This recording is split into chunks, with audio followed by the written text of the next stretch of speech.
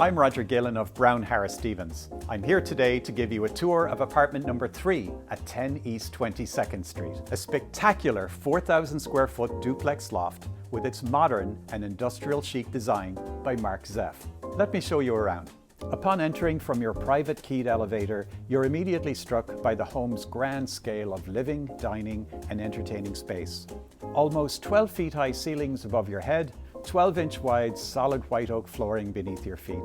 And check out the master chef's kitchen, an 8-burner, double oven, double grill Viking stove with an industrial Viking hood that vents out. So easy on the eye. Steel countertops, cabinets, ceramic tile backsplash, and feature wall. 150 bottle wine storage and Mealy espresso maker. The main level is also home to a private outdoor patio, a washer dryer, a powder room, AV closet, and lots of storage.